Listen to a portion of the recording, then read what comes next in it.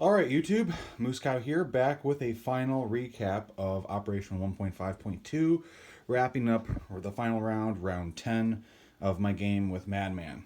Um, Sorry, it's been a kind of a bit of a delay in terms of me making this video. It wasn't because I was salty about losing, as that is what happened. I just got tied up with other things after I finished the final video. You know, the lingering effects of the holidays and the wrapping up of the new year, plus work and everything like that. So, anyway, pardon the slight delay, but here is the final recap for this game for round 10 with what happened. First things first, Central Powers Madman won this game quite handily. He won it with Allies had 4 victory points. Central Powers had 8 victory points, controlling five minor cities. Oh, sorry, no, 3 minor cities. They slid over 3 minor cities and 5 minor cities, controlling the Black Sea and the Middle East oil point, also Belgrade and the Russian Revolution, fate of Russia, and the Balkans. Allies ended the game with the Africa point and the China point, as well as Pacific colonies and favorable trade.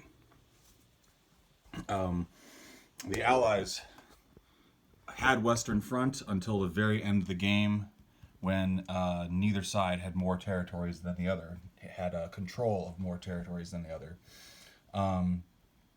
So that's been quite interesting. What else? Russian Revolution, Central Powers got that, and then Central Powers also got the fate of Russia point by the skin of their teeth, just barely getting it. They controlled the Balkans, and Belgrade was secure. Middle East oil also, just because of positioning, was secure, and Black Sea was extremely secure. Allies, with how much they had to focus in Africa, got the Africa point. Pacific colonies is more or less a given, so nothing much to touch on there. The favorable trade for the Allies was they controlled 3 out of the, 1, 2, 3, 4, 5, 6, 7. 7 territories. They controlled 3, and Central Powers didn't control any of those, though they have contested 2 of them. What else? China Point was in the Allies' hands because of just the luck of the dice rolling the entire game, so that was secured. No surprise there, just because of the dice.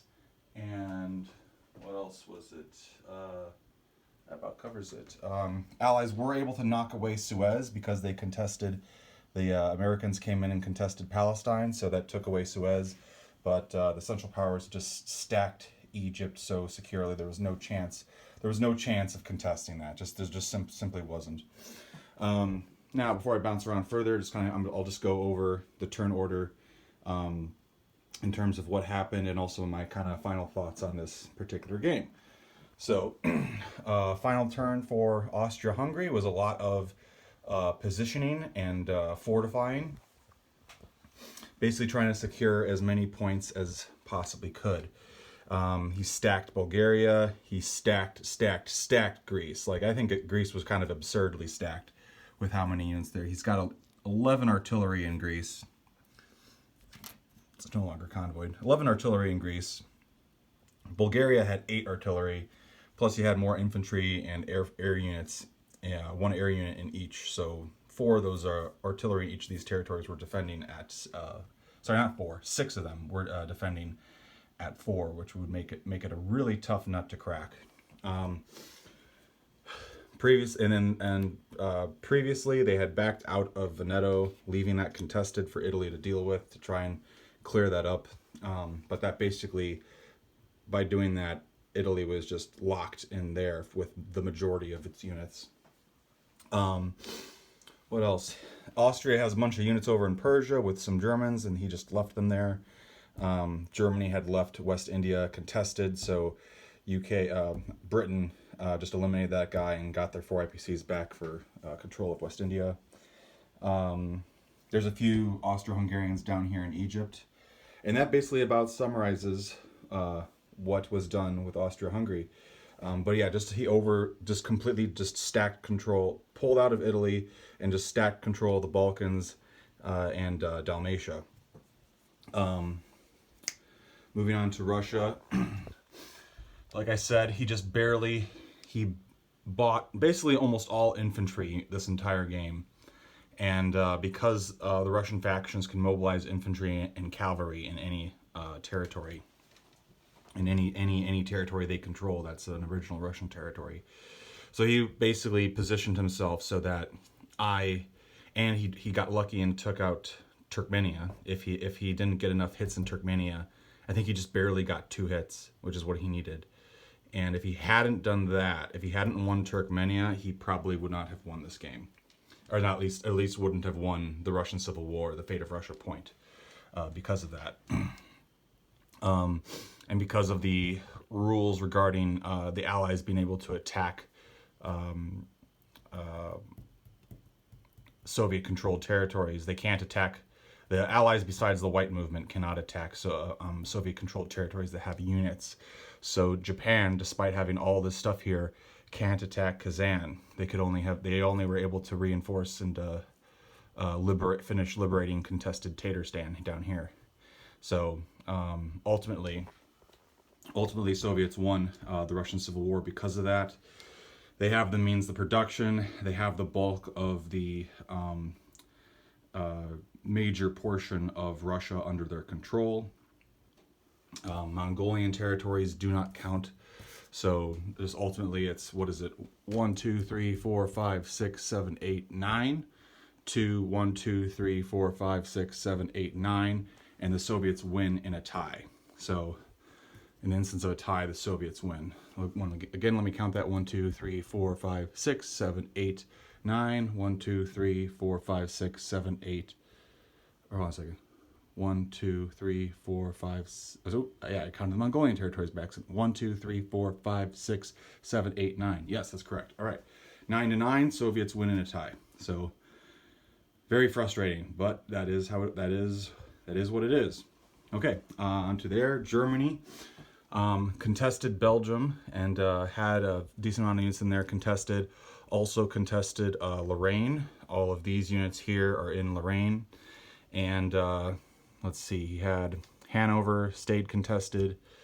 But yeah, he basically just did as much as he could over there. He left German units over here, and had a few German units in Egypt helping out the Ottomans as well. And he basically abandoned the Africa point a while ago, but there's one German still holding out in contested German East Africa. I just didn't get the dice with that, so is what it is. What else? He also got very lucky with certain techs in the game. First half of the game or so, Madman's dice were just like fire. He was rolling better than average for Madman, you know. So he did a really good job. He also got really lucky on certain rolls. And you know, the pendulum always swings, so I got lucky in certain instances too. But he had a major boost by rolling as well as he did in certain instances. But you know, lady luck, and that's how dice work. He managed to get a lot of tech in German East Africa. He got trench works and a minefield, plus he also, you know, previously had that machine gun floating around there. And ultimately, Britain wasn't able to eliminate German East Africa, but is what it is with the 10 rounds that we have available to us. Up here in Belgium, despite the French, the British, and Americans attacking Belgium, Germany is down to 5 units in Belgium. 5 units were left in Belgium, so it's still reasonably contested in that territory. And Lorraine is contested, but obviously in Central Power favor for the most part. If we were to play another round of this, I would see Lorraine falling, theoretically at least. But anyway, yeah, we just agreed from the get-go to play just a 10-round game with this. What else? In terms of the minor cities that the Central Powers have under their control to count for the points, they have Kiev, Bucharest, and Warsaw, which is enough to give them the 3rd minor city point. And then they have Baku down here in Caucasus, and Cairo, which gives them the 5th minor city point. Let's see, what else? onto Britain. Britain, what else? Yeah, Britain basically focused on trying to get as many hits as possible in Belgium. Just didn't get enough there, and did what they could. Retook control of West India. Not that it matters too much, just tried to do what they could essentially. But there's just not much steam left in the British Empire. All the extra resources have been extinguished. The supply lines have run dry. Basically, that's kind of the general gist right there. And like I had said, France only exists on the mainland at this point, and desperately trying to take control of Belgium. But we'll see. Not we'll see. We have seen it just didn't work out. And ultimately, the Western Front point was lost because France controls Picardy and Burgundy. Sorry, it's pronounced the same way, even though it's spelled a little different. Picardy and Burgundy, and Germany controls the Rhine province and Alsace. Nobody controls Belgium or Lorraine. It's of those 6 territories. So yeah, it's 2 against 2, which means nobody gets that point. So he may not have meant to take either of these territories, even though Verdun would have been nice for him to snag at the end. There's another point. But ultimately, I think his plan was just to do just that and just deny me the Western Front point. What else? Japan, like I had said, did this. And the Ottoman Empire left this stuff alone because it just didn't matter. There was no threat from the Britain to be able to disrupt the Middle East oil point. They could come in here and have taken Arabia, but that would have been just completely pointless. Britain and France are so low on the empire point tracker. If this is accurate, or if this isn't accurate, it's like 1 or 2 off basically. But Britain and France together, their economies are at 70, and Austria-Hungary and Germany's are at 80, and both sides needs 85 to have the empire point. And theoretically, both sides can have that point at the same time. Depending on how many other neutrals are invaded or brought into the war, etc., etc. What else? Yeah, but basically, the Allies never had the empire point. The Central Powers had the empire point on and off throughout the game. It was a constant dance back and forth. This round they do have it. This round they don't have it. This round they do have it. This round they don't have it. So that was kind of exciting. And that also encouraged more conflict in Africa, just to eliminate that point. Especially once the Austro-Hungarians came down into Africa and started snagging up territories as well. So that was interesting to see. And Austria-Hungary even ended up with control of Afghanistan. So yeah, wild. Because West India was contested, Britain wasn't able to do anything about that. So that's funny. And then, last but not least, what else is there to discuss? Marmara also decently fortified. He had 9 artillery in Marmara and 4 infantry, so that'd be 9 preemptive strikes against the U.S., which basically brings us to closure of the turn.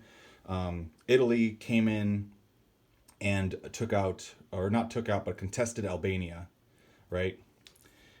So they contested Albania, which means the Allies just needed to contest one more territory of the Balkans point to break it. And even though I am the creator of this game, or main creator of this game, in the heat of planning, I actually screwed up and I attacked Dalmatia instead of Bulgaria. I should have attacked Bulgaria. I attacked Dalmatia because I accidentally misremembered that Dalmatia. I misremembered and thought that Dalmatia was part of the Balkans point. It is not. It is part of the Mediterranean point, which I would have needed to take control of it in order to control the naval base there, in order to get the Mediterranean point. The Mediterranean point is whoever controls 3 or more out of the 4 naval bases in the Mediterranean. There's one in Provence, there's one in Rome, Lazio, there's one in Dalmatia, and there's one in Marmara. I would have needed to take control of that territory, and I just, even if I didn't lose the units that I had against mines and preemptive strikes, I wouldn't have had enough units to take control of this territory. So that was kind of an accident on my part, which is kind of funny to laugh about it, but it ultimately didn't really matter, because if I had taken the same force and instead of attacking Dalmatia, attacked Bulgaria, I still wouldn't have had enough units to take control of Bulgaria, which would have given me Sofia as a victory point. Still wouldn't have had that, and I still, my chances of even contesting it enough and not losing all of my units like I did over here, I think is still very slim, because just theoretically, hear me out. In Dalmatia, there was a trench works which absorbed 3 of my hits, and I lost 2 transports coming into here, into C-Zone 30, that had mines. C-Zone 30 had mines, and I lost 2 transports, so I lost 4 units to that. And then I also lost, I believe, 1 more unit to the 3 artillery preemptive strikes here. Now, looking over here at Bulgaria, if I had done the same thing, there would have been 8 instead of 3 artillery preemptive strikes against me. If we applied the 2 transports that I still would have lost from the mines from C-Zone 30 to 32, say that theoretically happened, I absolutely would have been wiped out, because again, there's a fighter here, so these six of these artillery would be defending at 4 in the main battle. So I'm just not convinced that I would have contested Bulgaria. The reason I even attacked Dalmatia instead of Bulgaria was because there was 1 less unit over here in Dalmatia to defend with, to defend against me with. Yeah, it just wouldn't have been possible, and Greece would have been absolutely out of the question. Just way too much stuff there. With what happened in the game, I just didn't have enough in position as America to do as much of a dent as I needed to. I had all this stuff, this other stuff coming out on the way, but it was like 1 or 2 turns behind and out of position. So none of this really super matters. In terms of how this was our first game where the Zimmerman telegram came into play. And out of 3 games we've played, the first 2 games we played with the Zimmerman telegram, it wasn't successful and just didn't really happen. But this game, the Zimmerman telegram happened, and I started dealing with it right away. And I dealt with it right away because, A, that's free money to Germany, but I also dealt with it right away because I wanted to chisel down that empire point. Reality is, I think that I should have just kept going with my stuff, and the new units that I was building should have just dealt with it later then, even though Germany would be getting 5, 6 IPCs around for the time being. I probably should have just dealt with that later. That's what I'm thinking. So, I don't know. I don't know. I think I probably should have just dealt with it later, honestly. But even if I did, I don't know if it would have made that much of a difference. Yeah, this slowed me down. Yeah, I had to leave a few units behind here. Yeah, I pulled some stuff back, but I still sent the majority of what I had in position when the Zimmerman telegram was successful. I still sent a lot of it this way, but I also engaged in conflicts in like skirmishes that I probably shouldn't have in Libya, and sent some units down here to help out. This I don't regret doing, but maybe the conflicts here were unwise. Because also Libya was contested after I attacked, so I wasn't able to pull those units out to attack with this force, etc., etc. I just had barely enough to contest Palestine. I don't think Madman actually... He was obviously baiting me into that. He wanted control of Egypt with and control that minor city. He could have spread them out more between Palestine and Egypt, and I don't think he necessarily needed to put that much in Egypt. But Madman likes to overkill when he can sometimes, just to secure something. So there's that. But if he had a few more units here in Egypt, if he had a few more artillery at the very least, maybe to give some preemptive strikes, because I only dropped in 3 U.S. infantry, and he had 3 Ottoman infantry, and I didn't kill any of his because he has a trench works, but he only got 1 hit against me. So if he had a few more units in here, then he would have gotten, and it's very likely he could have gotten the Suez point as well. In terms of the positioning with Britain, and with how the game panned out, and Britain just has to put out a fire here, put out a fire here, put out a fire here, and try to put out a fire here too. It's really hard for Britain, even though Britain makes so much money over the course of the game and is actually the strongest power, but they're just spread everywhere. So it's hard for them to that's the kind of the fun challenge of the game, basically, is making the most of Britain and getting something effective some effective push going. And I just didn't have that with a good chunk of this game. Britain got pushed back and just decimated by the Ottomans early on in the game over here, and that kind of started a defensive snowball thing where I had to put attention into Bombay, otherwise Central Powers would take it. But is what it is, and I just couldn't push here, and I couldn't really get a good landing here either, and I had just got so tied up over here. But otherwise, I'm rambling on long enough, and like I said before, China was a done deal 2 turns ago, so no change there. But that about summarizes this last round and this whole game of Kings and Kaisers pretty much. It was a very good game, very close game. Even though Madman was leading me like the entire time, it was overall really close because there were so many things constantly that, well, that could change, that could change, that could change, that could change. But it was a very, very good game, very good play test, and or not play. I guess it's kind of a play test, but a public play test. I guess I could say the term play test because you guessed it after the end of this game with how things panned out, especially with the Zimmerman telegram and the effectiveness of that. We are going to do a few more changes, and I'm going to do another video addressing those. But yeah, we do have a few more changes lined up to make it into the final version based on with what things happened in this game, what we saw needing a little bit of tweaking, a little bit of improving, so on and so forth. And Madman and I, we've discussed them already, and I had to kind of write some of that stuff out. So that also is kind of why this video took a couple days for me to make, because I wanted to get that ironed out first. But anyway, I'm rambling on long enough. This was a great game of Kings and Kaisers 1.5, and I'm looking forward to the next one for sure with the new tweaks that I will do another video about discussing. So stay tuned for then. Thanks for watching. I hope you guys enjoyed this game, and can't wait to the next one. So stay tuned, and you know, do your thing. Have a happy new year. Roll some dice, and you know, drink and be merry and all that. Take it easy. Oh man, and I almost forgot to do the tradition I do in every recap video. Here is the Boneyard Dish casualty bin from round 10. A lot of stuff. The Italians lost their dreadnought, finally, that they have had the entire game. Zeppelin killed. German tanks killed. U.S. transports. A lot of stuff, a lot of action. Poison gas elites were killed. Austrians lost their tank. Austrian cruisers were destroyed. Machine guns were destroyed. Lots of good stuff. Lots of good stuff. So anyway, take care. There's always going to be more bloodshed in the next game.